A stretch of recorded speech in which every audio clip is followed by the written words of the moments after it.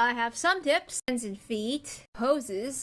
You'll always need references. You can even look and trace your own hands and feet. I don't want to show my feet because they're dirty. With poses, you have to look in the mirror. You have to do your own poses. Sometimes you have to get comfortable with looking at yourself. I don't like doing it either. It also helps to have live models in front of you. There's definitely a way. If you're not comfortable with certain things, you can always look at them with clothes on. There's a way to see that. Dorcas Stock has a lot of references for poses. They always say you can study the greats, and the one thing that my professor had us do was we traced pictures of hands or feet, muscles, things like that to study masters. That's okay. That's for practice. It's for improvement.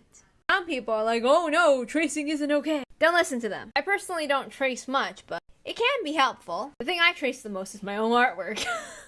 Another thing that can also be helpful is going outside and sketching people outside, doing all kinds of things. My animation professor, she would say things like, studying people outside, it has a lot of character writing. There's always a little story that is in real life moments, and that's a great thing. Advice. I love her advice. She also said maybe have like a mirror in handy for when you need to use your own self as reference. It can be helpful because when you need to study muscle movements and all of that, you just have to think about your own body. Fibers and tendons moving around as you twist your arm this way, that way, bending. Also other things that you have to take in mind with poses. So don't just stand like this. You'll have a little relaxation. For example, take a look at my knees, and like when I'm in a relaxed state, see what my knees do. Standing poses, you might do a little thing with your hip or something.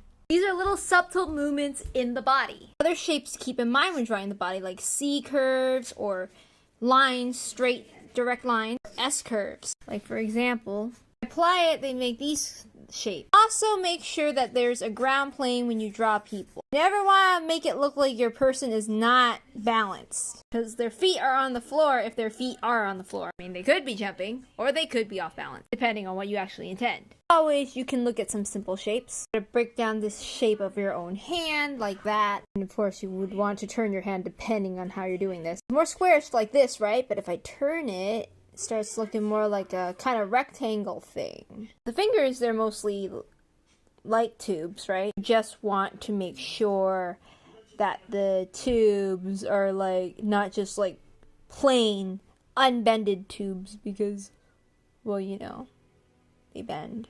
I hope those tips were helpful. Let me know if you want more specific. I know I mashed them together.